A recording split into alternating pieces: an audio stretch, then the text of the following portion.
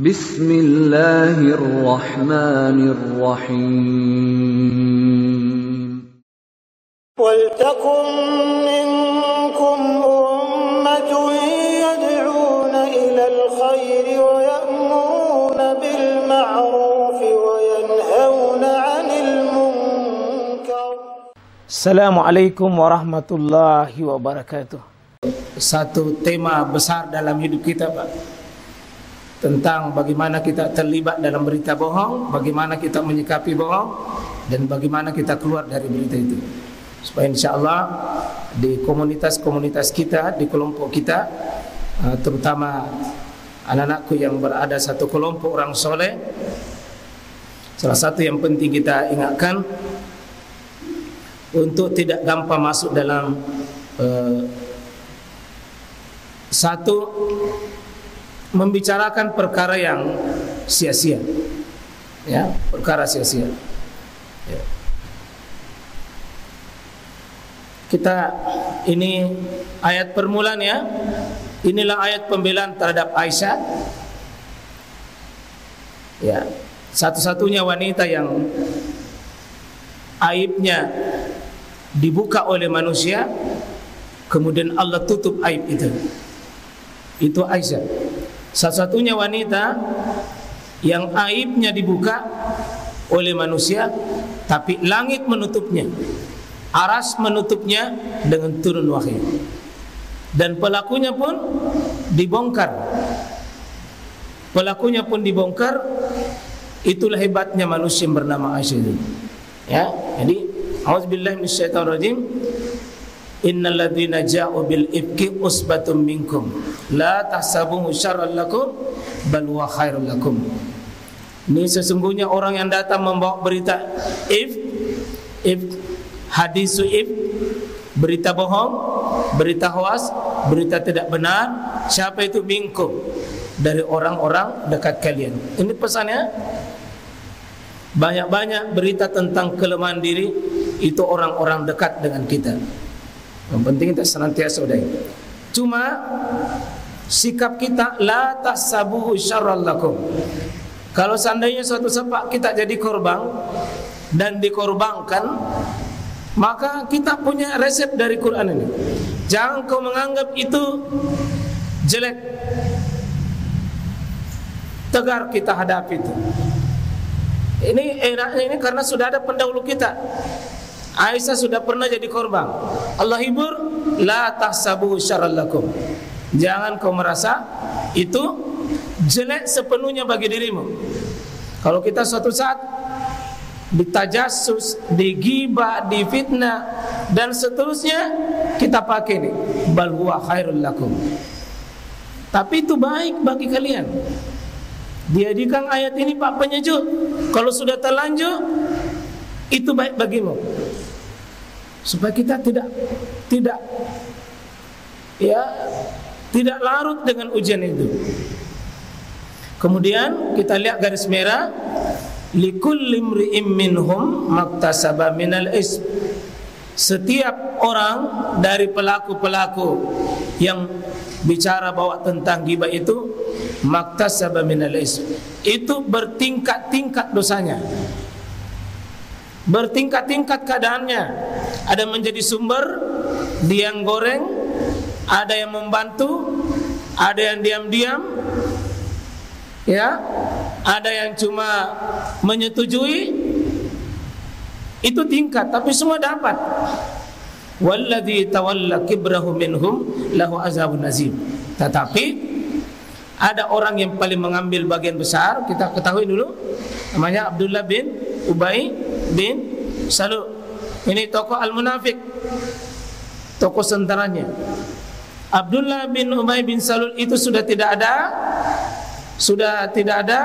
tapi cucu-cucunya itu akan hadir setiap zaman. Tokoh-tokoh munafik itu tidak pernah habis. Tidak pernah habis kaum munafik di dunia ini. Ya, dan itu pelajaran bagi kita untuk menghadapinya. Ya. Kemudian laula iz sami'tumuhu zannal mu'minun wal mu'minat bi anfusihim khaira Kalau ada yang dengar di antara kita, ada orang bawa berita ghibah, berita tidak benar, maka satu, langsung berprasangka baik. Langsung dulu, orang beriman dengan beriman, keimanannya sebagai sebuah kehormatan.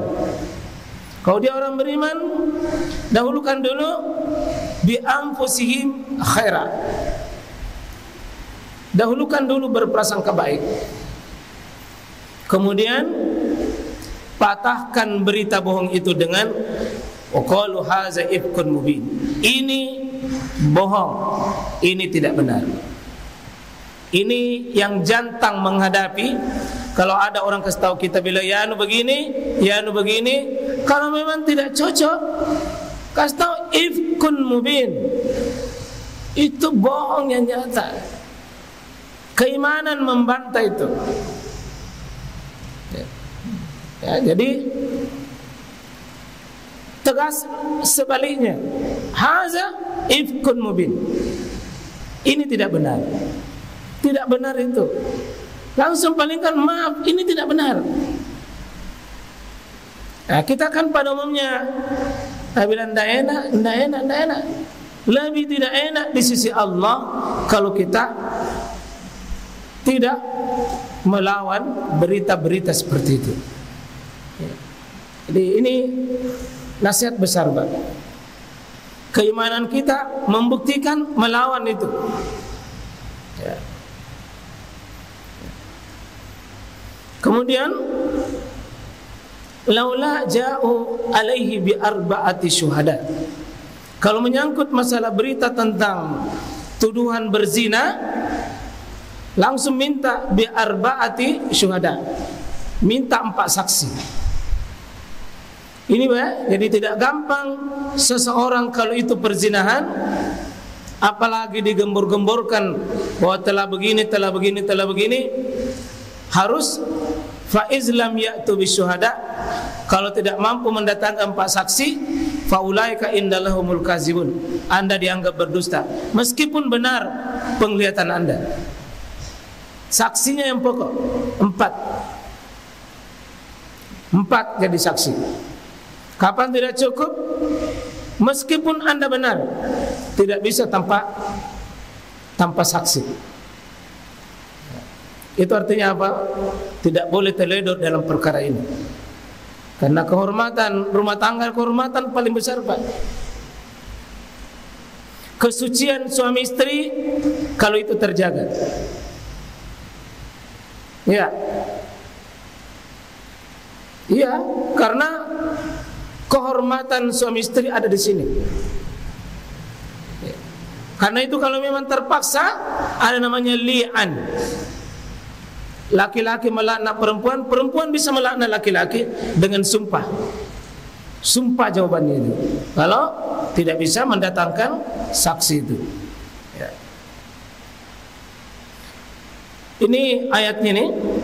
Ya, summa lam ya'tu bi arba'ati syuhada fa ajliduhum samanina jalda. Siapa yang mengedarkan berita begitu tapi dia tidak punya saksi, dia bisa dituntut balik dan didera samanina jalda, 80 kali dera, dipukul yang membawa berita bohong itu. Ya, hati-hati. Dalam hukum Islam bisa didera orang 80 kali kalau menuduh orang bahwa si A berzina tanpa bukti 4 saksi, bisa dituntut balik. Ya. Walau la fadlullahi alaikum wa rahmatuhu fid dunya wal akhirah, sekiranya bukan karena rahmat Allah, ampunan Allah terhadap masalah ini seperti yang terjadi di masa Nabi, sebenarnya bukan rahmat Allah. Ya, bukan rahmat Allah di dunia dan di akhirat, lamassakum fi ma afattum fihi azabun azim. Allah akan kasih kalian azab akibat apa? Ikutnya pembicaraan kita terhadap orang yang suci, lalu kita ceritakan aib dan kehormatannya. Itu bahayanya, Pak. Allah bisa kasih azab di dunia, kasih azab di akhirat hanya karena terlibat. Nah, coba lihat ada hadis di sini. Innal abda la yatakallam bil kalimat min ridwanillah la yulqiyalaha balan yarfa'ullahu biha darajat. Kadang ada satu kata yang kita ucapkan, Pak. Satu kata, tapi itu yang membuat Allah ridho dengan kita, dan Allah akan angkat derajat kita dengan satu kata. Sebaliknya, ini yang dimaksud hadis ini tadi, ayat dengan penguat. Wa innal abda, ada seorang hamba, la yatakallamu bil kalimah, ada satu ucapan yang keluar dari lidah kita dengan satu kata saja. Ya, bil kalimah, satu kata saja. Dengan satu kata itu akan lahir apa? Min sakhatillah, Allah murka dengan kita. Satu kata itu.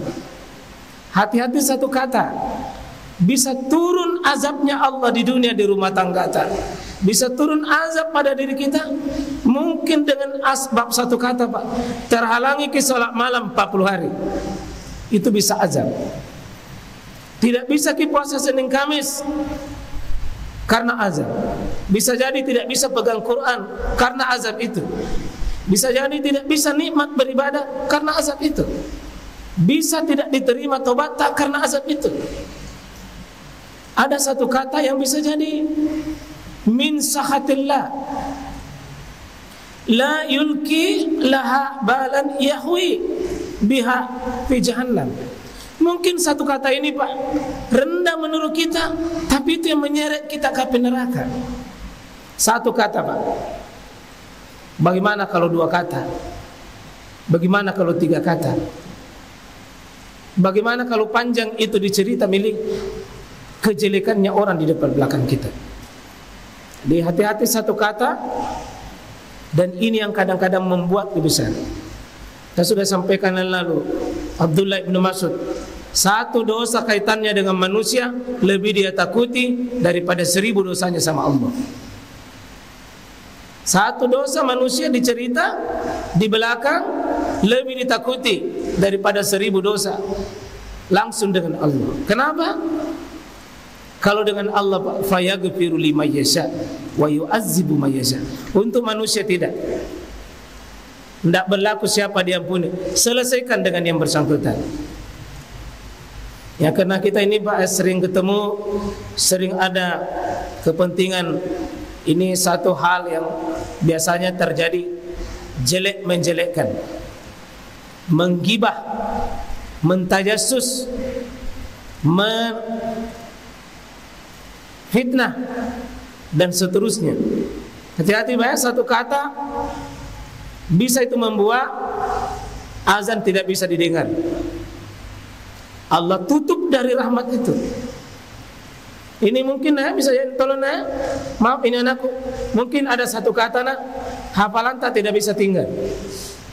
Hilang hafalan, sulit hafalan tinggal. Itu mungkin ada satu kata yang Anda sudah ucapkan, Allah murka dengan itu. Mungkin ada satu kata hafalan hilang, rahmat Allah hilang. Satu kata bahaya. Kalau kita baca kisah-kisah orang-orang soleh, Pak, satu orang yang dia hina, dia mengatakan 1 bulan saya tidak bisa qiyamul lail. Satu kata saja.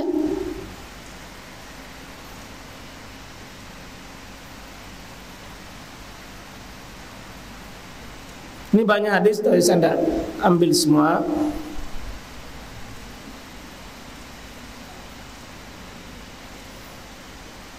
Ya, is talaqqawnahu bi alsinatikum wa taquluna bi afwahikum ma laysa lakum bi ilm, ya, wa tahsabunahu hayna wa huwa indallahi azim. Ketika pembicaraan ghibah dan aib itu yang keluar dari mulut-mulut kalian, ini orang beriman pada saat itu, ketika Aisyah dibicara, kalian ikut juga tambah-tambah satu kata. ma laisa lakum bihi ilm. Padahal kalian tidak tahu. Tidak tahu masalah, tapi Anda juga tambah-tambahin.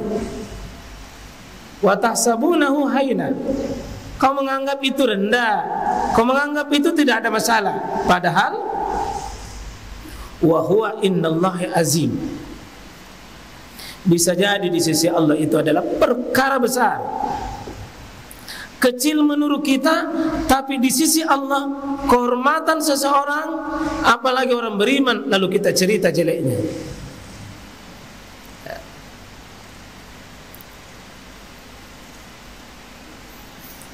Walaula istamibtumuhu qultum ma yakunu lana an natakallam bihadza subhanaka hadza buhtanun azim. Ini seharusnya, Pak, kalau kita mendengar sesuatu yang begitu yang sampai kepada kita, ya, kita mengatakan subhanallah. Subhanallah. Kalau ada orang dicerita subhanallah, tidak begitu itu. Hadza buhtanun azim. Ini kebohongan. Ini bohong. Ini tidak benar. Jangan bilang iya. Senyum-senyum juga itu sudah bagian. Dan ini bukti keimanan itu menolak keras terlibat dalam husdan. Itu bukti keimanan. Ya. Seorang mukmin keimanannya mencegah dirinya dari kemaksiatan. Semakin kuat pertahanan keimanan, semakin menghindar kepada kemaksiatan. Karena keimanan dan kemaksiatan, Pak, tidak bisa menyatu. Tidak bisa menyatu. Seorang mukmin wajib membela saudara seimannya. Wajib membela saudara seimannya. Meskipun di depan kita, suami kita, tidak. Tidak benar itu, Abi. Tidak benar itu, Umi. Kita bela karena keimanannya, bukan karena orang lain. Yang kita mengatakan ini orang lain bela, tidak. Saudaraku seiman. Saudara seiman itu lebih penting. Ya'izukumullahu an ta'udu limislihi abada in kuntum mu'minin. Allah memperingatkan kamu agar jangan kembali memperkuat seperti itu selama-lamanya, jika kamu memang orang-orang beriman. Kalau sudah terlanjur begini, Pak, dan pernah pakai, ini terakhir. An ta'udu limislihi abada. Jangan pernah ulangi selama-lamanya. In kuntum mu'minin, kalau memang masih beriman, kalau memang masih beriman, ya. Penegasan dan nasihat Quran tegas untuk berhenti serta tidak mengulangi selama-lamanya, mendukung apapun hoas itu, Pak, bahwa tidak benar. Untuk tegas, ya. Wa yubayyinullahu lakumul ayati wallahu alimun hakim. Allah menerangkan ayatnya kepada kamu dan Allah Maha mengetahui. Allah jelaskan ini, Pak. Ini semua adalah menjadi rahmat bagi kita. Allah jelaskan seperti ini terdahulu supaya guru bagi kita. Terdahulu Aisyah pernah, kita ini kalau pernah kita belajar untuk tidak lagi. Ini mengajarkan ilmunya dengan menjelaskan hukumnya, menjelaskan nasihatnya, ancamannya tadi, anjurannya, peringatannya. Sebagai bukti apa, Pak? Rahmatnya nih. Jadi kalau ada ayat begini, liyubayyin, liyasrah, ini semua sama untuk menjelaskan kepada kita ilmu bagaimana terhindar dari musibah. Nah, innal ladzina yuhibbuna an tashi'al fahisha fil ladzina amanu lahum azabun alim fid dunya wal akhirah. Sesungguhnya orang-orang yang suka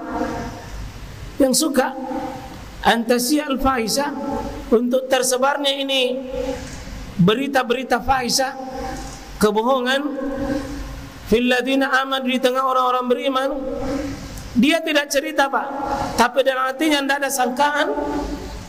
Dia tidak terlibat, tapi tidak tidak kanter itu, dia tidak kanter, dia pun dapat juga apa? Azabun alim. Jadi kita disuruh tutup itu. Kita tidak terlibat, tapi tidak membela saudara kita, itu juga tetap kena ancaman. Ya. Ya. Jika tidak merasa benci kepada aib saudaranya di kata orang lain, jadi tahu apa? Satu bentuk dosa besar dan menghancurkan saudara seiman kita. Kalau ada orang dicerita jeleknya kita diam, padahal kita tahu bahwa tidak begitu, kita terlibat meskipun diam. Ya, ini wa man satara musliman satarallahu yaumal qiyamah. Siapa yang menutup aibnya seorang muslim, siapa yang tutup, Pak? Oh, dia berusaha tutup, maka satarallahu yaumal qiyamah. Allah tutup aibnya ketika dibongkar di hari kiamat. Allah tutup. Siapa berusaha tutup, Allah akan tutup. Ya. Kita apa ya? Sebenarnya ada suatu saat dibongkar kita punya aib, ditutup oleh Allah. Kenapa? Kita pernah menutup aibnya saudara kita seiman. Termasuk ghibah yang paling sering, ghibah suami istri. Kita ghibah dengan suami istri, orang lain dicerita, tapi suami istri sama suami istri cerita, sebulan begini sebulan begini. Apa ghibah? Ghibah. Kalau kita sendiri bicara dengan diri tidak Ji. Kalau kita dengan diri tidak. Sebulan begini, tapi tidak ada orang lain, tidak. Tapi kalau bicara dengan suami istri, Pak, kena juga ghibah. Supaya tidak ghibah, bicara sendiri makin. Tapi itu berprasangka namanya. Dan yang terakhir, walaula fadlullahi alaikum warahmatuhu wa annallaha raufur rahim. Ya. Ya. Dan bagaimana ayat ini mas sekalian, yang wala ya'tali ulul fadli minkum wassa'ah, dan janganlah orang-orang mempunyai kelebihan. Siapa ini, Pak? Abu Bakar. Abu Bakar ini yang punya kelebihan, kelapangan. Karena itu Mista adalah keluarga dekatnya Aisyah, kemanakannya Abu Bakar, tinggal di rumahnya. Ini yang membantu Abdullah bin Ubay bin Salul. Mista ini yang tinggal di rumahnya, miskin, kaum muhajirin, terus tidak pernah disangka dia juga turut membantu Abdullah goreng ini Aisyah. Siapa ini, Mbak? Keluarga masih dekat, keluarganya Abu Bakar. Terus Abu Bakar yang pelihara ini Mista di rumahnya, pasti marah sekali Abu Bakar. Saking marahnya Abu Bakar, maka cabut bantuannya, usir itu Mista, terus dihentikan. Karena tidak pantas kau lakukan seperti itu, wahai Mista. Maka turun ayat, Abu Bakar, tidak pantas kamu yang punya kelebihan, punya kelonggaran, kamu bersumpah bahwa kamu tidak mau akan memberi lagi ulil kurba kepada keluargamu, wal masakin pada orang miskin, wal muhajirin, karena ini Mista adalah orang muhajir, tiga sekaligus, keluarganya miskin, kaum muhajirin, fisabilillah. Maka Allah tegur ini Abu Bakar ini, kamu tidak pantas begitu. Apa yang seharusnya lakukan? Waliyafu waliyasfahu. Hendaknya kau maafkan, hendaknya kau berlapang dada. Allah tanya sama Abu Bakar, ala tuhibbuna ayyaghfirallahu lakum? Wahai Abu Bakar, apa kamu tidak suka kamu saya ampuni dosamu, sementara Allah adalah Maha Ghafurur Rahim? Apa yang terjadi, Pak? Abu Bakar menerima ini firman Allah. Apa dia bilang? Ana uhibbu, saya suka ya Allah diampuni. Maka pada saat itu Abu Bakar belum Mista datang minta maaf, dia bilang saya maafkan Mista, saya maafkan Mista, saya maafkan Mista. Belum datang minta maaf, dia sudah bilang panggil kembali Mista, panggil kembali, lanjutkan kembali. Itulah Abu Bakar, Pak. Sekarang bagaimana Abu Bakar yang ada di tengah kita? Ya. Kalau ada yang pernah melukai kita, ada yang pernah menjatuhkan kehormatan kita, caranya Abu Bakar, Pak, memaafkan. Bukan cuma bilang salamku nak sampaikan, langsung minta panggilkan ke sini, panggil Mista ke sini, lanjutkan. Kalau kita, Pak, gimana kira-kira? Bilang sudah.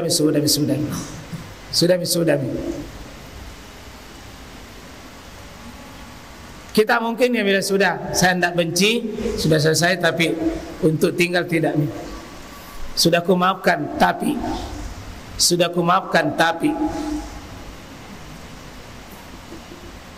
inilah tingkat keimanan kita, Pak, yang berbeda dengan Abu Bakar. Kalau Bakar panggil Mista, kembali tinggal di rumah, dilanjutkan seperti biasa, seperti tidak terjadi apa-apa. Perbuatan Mista itu ditutup oleh Abu Bakar, tidak ada. Inilah hebatnya imannya Abu Bakar. Apa yang dia cari? Ala tuhibbuna ayyaghfirallahu lakum? Apa kau tidak suka Abu Bakar dimaafkan oleh Allah? Apa kamu tidak suka diampuni dosamu oleh Allah? Itu artinya aja, mas kalian, salah satu sebab Allah mengampuni dosa kita, Pak, kalau kita mau mengampuni dosa orang lain.